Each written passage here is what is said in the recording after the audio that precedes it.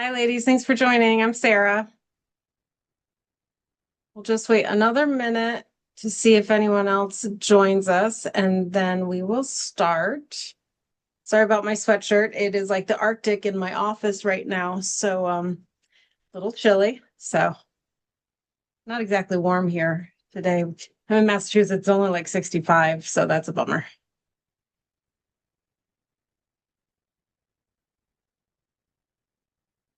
All right. Well, I don't want to take up too much of everyone's time. So thank you so much for coming. I'm really excited to have you all here. I am going to share my screen so we can get started. So let me just, all right. Can you see the strong after 40 slide there? Hopefully. Yes. Perfect. All right. So, anyway, thank you so much for coming and joining me. My name is Sarah. Um, I am a physical therapist and a personal trainer. I've been in the business over 20 years. And I'm really excited to have everyone here so that I can talk about one of my favorite things in the whole wide world, which is strength training. It is so, so important. And I didn't really discover my love for strength training until I was in my 30s.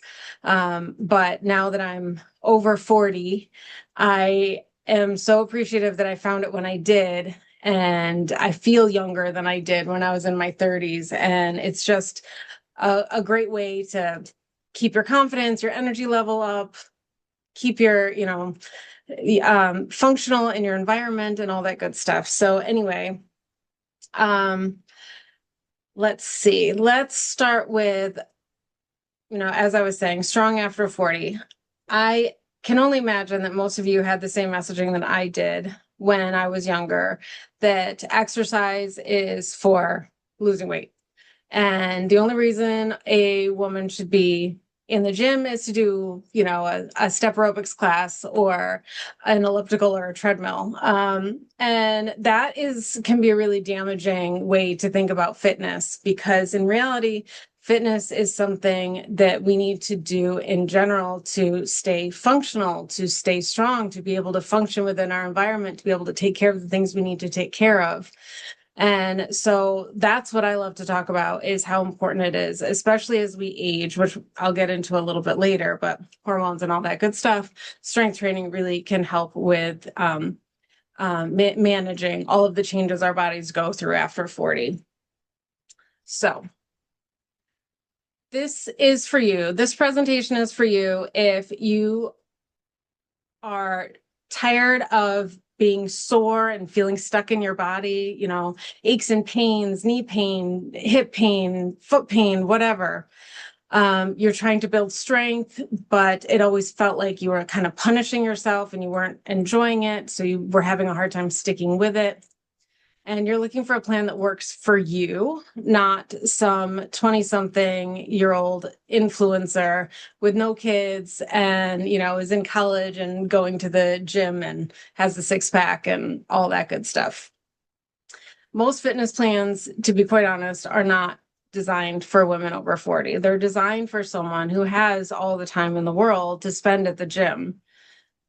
And a lot of times it's preached no gain, no pain, no gain, which is bull honky. The only time that pain is a requirement for fitness truly is a joint replacement. But otherwise, a little bit of muscle soreness after a workout is fine. That is called delayed onset muscle soreness. And that's just your body saying, hey, yeah, you worked me, but it's fine. Your body will recover in a couple of days. If you are in pain, if you are getting sharp pains, if you're having muscle soreness that's lasting more than, 5 or 6 days, even 3 or 4 days, then you did something wrong and you need to kind of go back and reevaluate and, maybe find somebody, a professional, to help you, because soreness is not a requirement for getting strong and getting fit and achieving your fitness goals. And one of the problems that happens is when you put yourself in that loop of, okay, I'm gonna do it. I'm gonna get fit. I'm gonna, get strong. and then you overdo it. You find some, great program and you go for it and you overdo it for like 3 days in a row. And then you're exhausted and you're, hating going, you're regretting or, dreading going to the gym or even doing your workout at home. And then you're in pain and your muscles are sore and you're having a hard time walking up and down the stairs. And so then you decide you're going to take a day off, 2 days off, 3 days off. And then next thing you know, it's been a month or two, maybe more, and you haven't worked out since. And, that's a cycle that a lot of us fall into, but it doesn't need to be a cycle we fall into. It's just the approach that's failing you. It's not you, it's the approach. It's the messaging we've been given.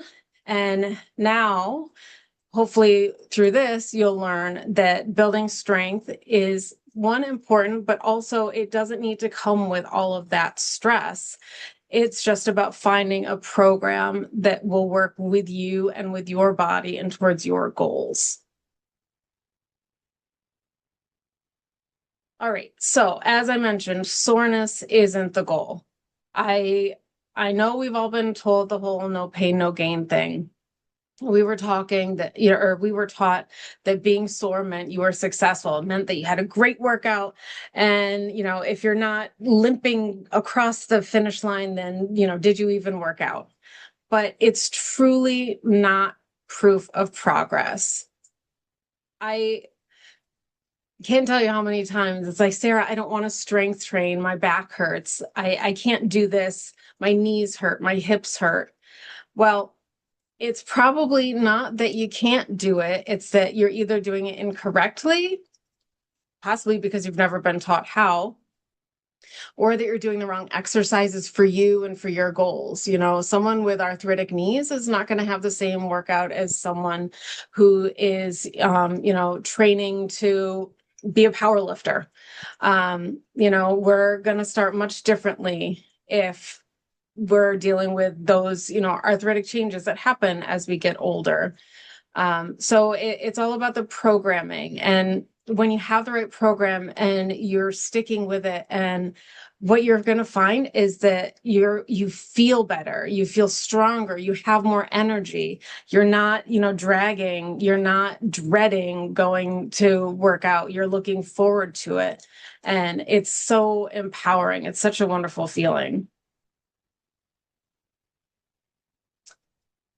So let's talk about some of these myths that I mentioned earlier. Skinny equals healthy. I know that I was, this was the messaging I was fed as I was younger and even into my 30s. It's one of the reasons why I got into fitness was I had gained a lot of weight after my second child was born. And even though I'm a physical therapist and, I know the importance of strength training and taking care of my body, I was tired. I had 2 kids. I was working full time. I had all the reasons not to. But I decided to make a change with support from my husband and, using all my PT knowledge, I dove in. I didn't dive in to the point where I hated it and I couldn't stick with it. But, I put myself on a program that I knew I could maintain. I made some lifestyle changes with my family. And I learned that one, I hate with a passion running or jogging or any of that sort of thing. Sprinting, sure, playing tag with my kids, fine. But oh my gosh, I thought I needed to run and I hated it. And my knees hurt and my hips hurt. And so, had to kind of reevaluate and go back and, decided to start with more of a strength training program for myself. And it was a game changer. It was like night and day. Just the feeling of, yay, I get to work out. The feeling of, what, this weight feels really light today. And last week I could barely lift it. It is such an amazing feeling. So skinny doesn't equal healthy. Strong doesn't, to be quite honest, always equal healthy. If you're looking at bodybuilders on stage, they're probably at a pretty low point as far as their health is concerned because of all the prep they have to do to get there. But they're really strong in real life. But we're training for for real life. We're training for sustaining in our environment and taking care of our kids and our grandkids and doing projects around the house. So we need the functional strength. We need to know, as I mentioned, that pain does not equal progress. And strength training as a woman is never going to make you bulky. I hear it all the time. I don't want to strength train, Sarah, because I don't want to get bulky, or I need to lose weight before I go to the gym because otherwise my fat will turn into muscle and I'll just be the same size. All of that is wrong. All of that is wrong. Fat cannot physiologically turn into muscle. We actually exhale fat as we burn it, which I think is really interesting. It turns into CO2 and we exhale it, which the science geek in me loves that fact. But strength training as women, we don't have the hormones. So unless you're eating in a huge surplus, meaning you're eating like The Rock and you're lifting for hours and hours and hours a day, you're never going to get bulky. You might get a little bigger at first, because when you first start exercising, you're going to have some inflammation in your body. So a little bit of water retention is totally normal. It goes away, but that can make you feel like you've gained weight, and the scale might show it too. If your nutrition isn't completely dialed in, then you might be gaining muscle, but not losing fat quite yet. So that can make it feel like you're getting bigger. And that oftentimes is a time when women slow down. They're like, oh, whoa, whoa, this is not working. I'm getting bigger. I'm getting bulky. I don't want to do it. But that's also not long-term. As long as your nutrition is dialed in and you're not eating in a surplus, you would have to work so hard to get bulky. In reality, lean muscle burns fat at rest, which is awesome. Whereas cardio burns calories while you're exercising and for a short amount of time afterward, but it doesn't lead to long-term fat loss, where that's one of the best things about weightlifting is you build this muscle and you feel great and then you get to rest. It's super important to rest when you're strength training. And when you're resting, that's when your body is doing all this work to recover and build the muscle. And it's you get to eat more. You get to rest because it's important, and you get to eat. I mean, it's pretty much a trifecta of awesomeness.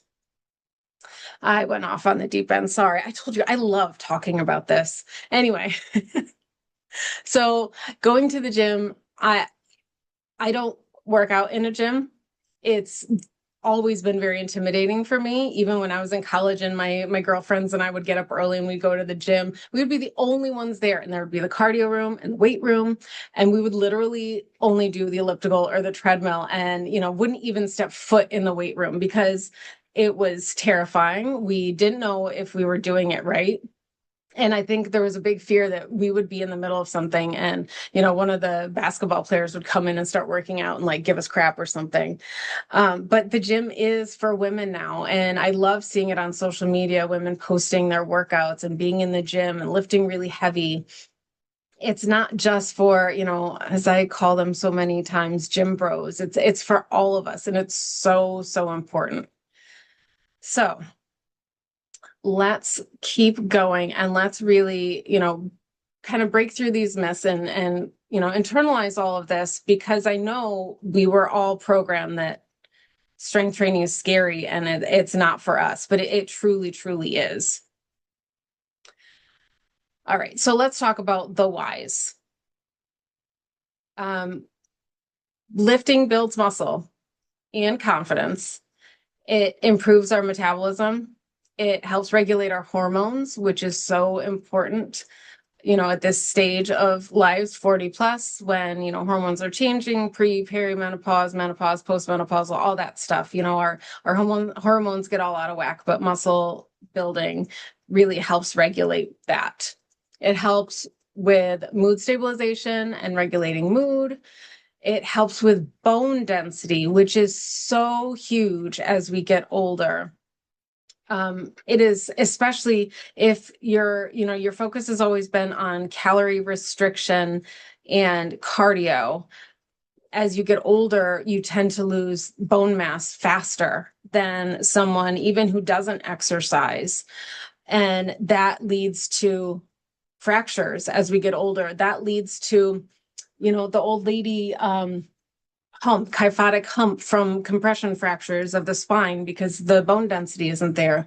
It leads to falls and, being dependent on other people.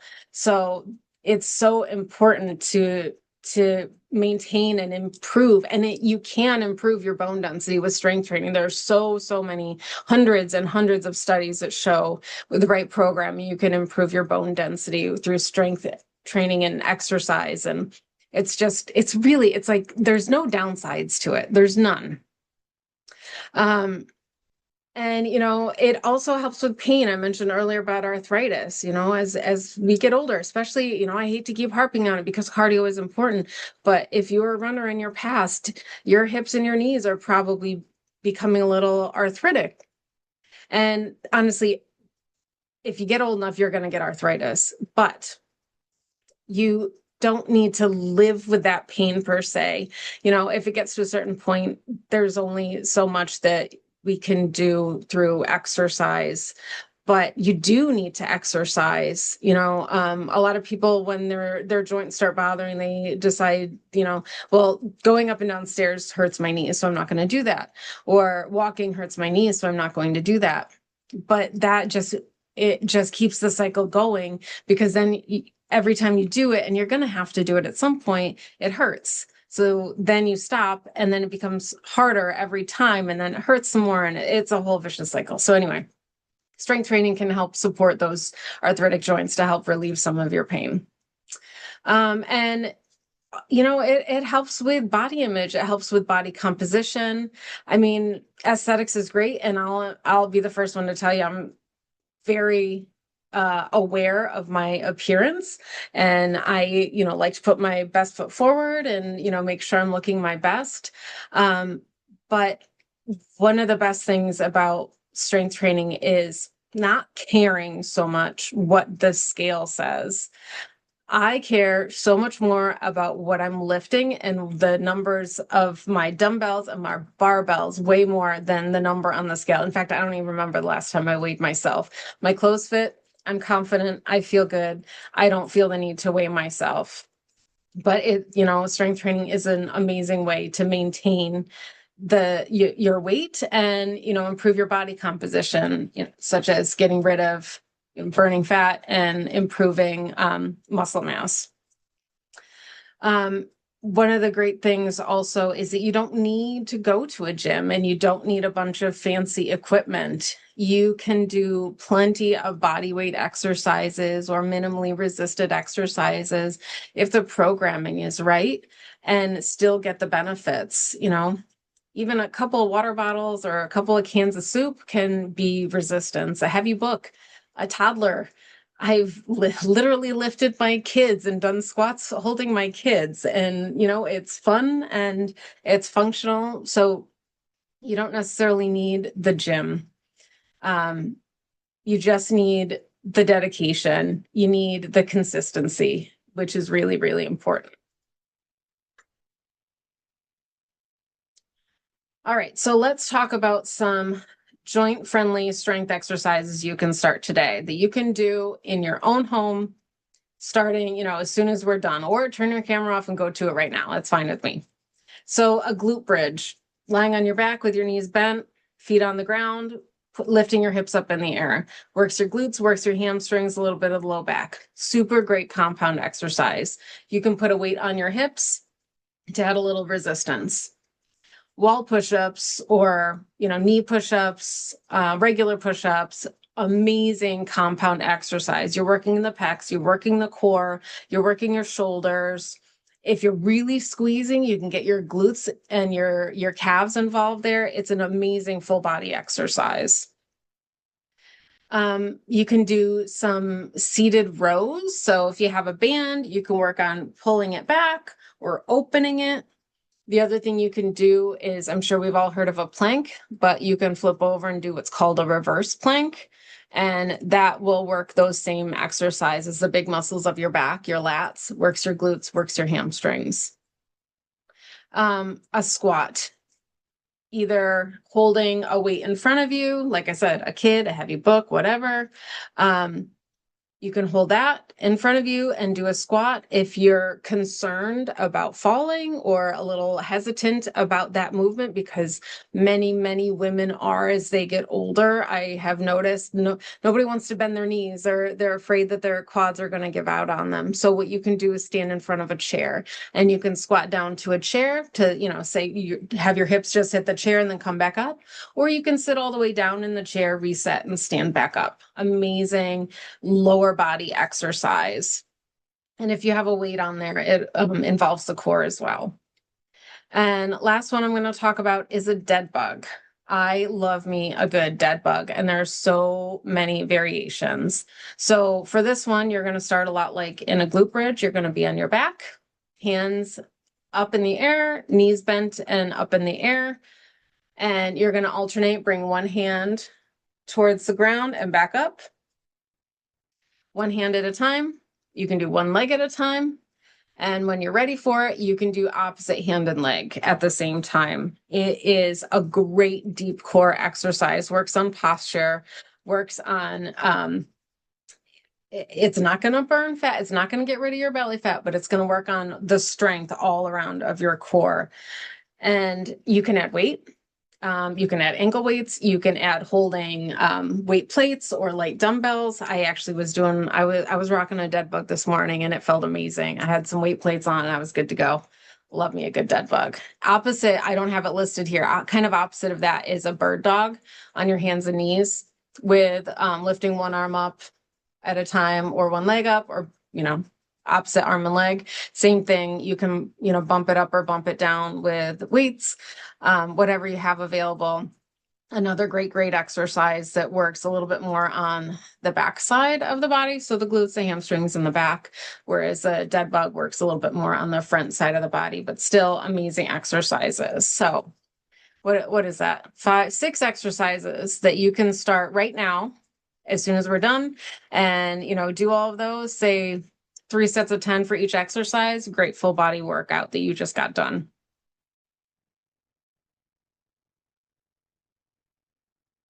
All right, so let's talk about real talk. So it has to be the right kind of exercise. It's not just about the doing it. It's about the right kind. It's about making sure you're doing workouts that support you and support your goals, and making sure that you have the support and you know how to progress. Starting nice and slow and getting the form down and making sure that you can do these appropriately and safely without causing injury is so important. But then you need to continue to push yourself. It's called progressive overload, in order to continue reaping the benefits of these exercises and these workouts. And, so many of us try so hard and, so committed, but the programs don't fit your needs. If you're training for a 5K, you definitely need to be doing some running, but you do need some strengthening and some endurance training. And if your goal is to be able to pick up your grandkids and carry them around a store, then, you're going to want to be doing a little bit more leg and core work than necessarily, triceps, although biceps are important for, picking up and carrying a load. I'm sure we've all tried to get all the bags of groceries in the house at one time after grocery shopping, and your arms are burning. Your legs are burning if you have to go up and down stairs. It's actually a really good workout. And, just, a little bit of a plug. Not every trainer understands. And, this isn't a knock on other trainers, but if you're not aware, there's no state in the United States that requires any sort of formal education to call yourself a personal trainer. There are a million different certifications out there that you can get without a degree. There are some gyms that will hire someone. I think you have to be 18 for the most part, but hire somebody off the street and train them for 2 days and then say, okay, you're a trainer now, go train. So, those people aren't going to understand the specific and very nuanced needs of women our age. They're not going to understand that you don't have hours and hours a day to spend on your abs. Nobody does. A half an hour a day, if you're doing the right programming, is all you need. And that is so important. And so many people think that I don't have time. I don't have an hour, every day to work out, but you don't need it. 20 minutes, 30 minutes, even, blocks of 10 minutes here and there can get you a great workout. Like I said, you need the right programming, you need the right progression, and, somebody who understands, who's been in your shoes or in similar shoes, that can be there to support you and help you towards your goals and those next steps. All right. So 3 common mistakes women make when trying to get strong. SMART means being strategic and prioritizing form over force, prioritizing gentle progression over punishment, and building routines you can actually stick with. So what are some of these mistakes? Skipping strength and being a cardio queen. Like I said, there's nothing wrong with cardio. It's actually really important for overall health, but it's not necessarily going to get you the goals, to achieve the goals you have. You also, you don't want to push too hard too fast. That's when that, pain and soreness comes in, and that's not necessary. Copy pasting an influencer workout that doesn't match your body or your goals, or trying to find a workout from an influencer or a YouTube channel or a Pinterest workout, but you can't find exactly what you're looking for. And so you're spending all of your workout time scrolling and like, oh, maybe I could do this. No, but I don't have that equipment. I can't do that exercise. Or, oh yeah, this one looks good. Let me try this video. Oh, they're jumping rope. I can't jump rope. I hurt my ankle the other day, So if you're just trying to willy-nilly kind of throw something together, you can wind up spending a lot of time in the preparation phase, and it takes away from the time you need for the doing phase. So what does smart strength training really look like? So we're talking about focusing on progressive overload, which I mentioned earlier. So this starts with proper form to prevent injuries. We're looking for 2 to 3 times a week. Bumping it up to 4 times a week eventually would be ideal. We're talking about challenging yourself with increasing the range of motion for your exercises, increasing the amount of weight you can lift safely and with good form, increasing the number of repetitions or sets per exercise. These are all forms of progressive overload. And as long as you're finding it challenging by the end of your workout, then you are practicing it and you're going to see those results. It also includes making sure you're using smooth, controlled movements without jerking or momentum. And lastly, consistency. You really need to do this on a regular basis. Once a week for 5 hours is not going to get you the same as 3 to 4 times a week for 30 minutes. As long as you're sticking with a program that really works for you, that's all you need. So what is that going to look like? It's going to look like doing some sort of full body strength program 2 to 4 times a week. Like I said, 3 to 4 times a week is ideal, but 2 times a week will do, as long as you're really dedicated. You need to still get some mobility and core work in there. And I like to incorporate that into the exercises, the strength training, because you can get all the mobility you need from good form of, say, a deadlift. If you're really getting a nice stretch through your glutes and your hamstrings, there's no need to necessarily then go and do, a whole Pilates round of stretching your hamstrings afterward. Core work, once again, if you're doing appropriate exercises, you're getting your core work with your full body work. You do need to do some light cardio, walks, stretching is fine on your off days. If you like it, a little bit of light jogging is fine, but also you need rest time, you need recovery time. Your body needs that. And structuring a week like this makes it more balanced, makes it a lot more realistic, and it helps build sustainability, which leads to success in the long run. So here's some quotes from some of my real clients. These are their real stories. Women, like many of you, who felt stuck or overwhelmed or intimidated, and we're having a difficult time finding the right programming and the right approach. But luckily, through working together and really chatting and hearing goals and structuring appropriate workouts that work with their time and their goals and their equipment, transformation is possible. And it's so powerful to really be able to feel confident in yourself, and it's empowering. And that's why I call my program the Empower Her Blueprint. I love it. Okay, so how do you know if you're ready? Well, you're ready if you're tired of feeling weak or stiff or in pain. You want to stay independent as you get older. You're sick of trying whatever sticks to the wall. You just want something that works and works for you, and that will sustain you and feed you and propel you forward. And this last one is one that I love. You're ready to feel confident in your body. There is nothing more empowering than feeling confident, walking into a room and not caring if somebody doesn't like you or you tripped walking in, because you know what? Last week you tried to lift a heavy weight and you couldn't do it, but this week you could.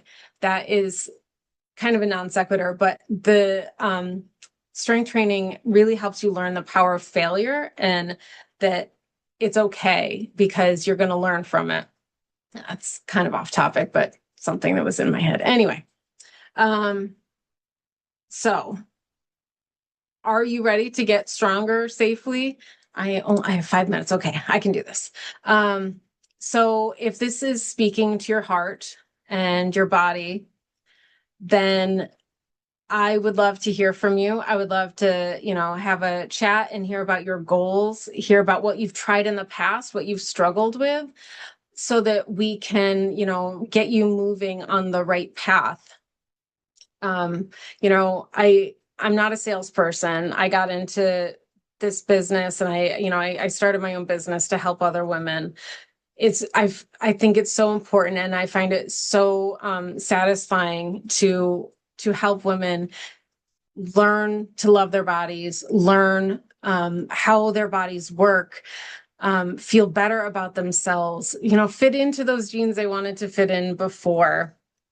And also, lift up that heavy bag of recycling and drag it outside without having to ask for help. That was a bad example. Mulch is the first big one I noticed. I could finally carry a bag of mulch without having to ask for help. So that was always fun. So, if you're finding any of this interesting and helpful, I'm here. I would love to help you. You can send me a message. You can send me a note in the chat. We can set up a call, because I would love to help support you and help you with a strategy and a plan that respects who you are, where you want to go, and where you are right now.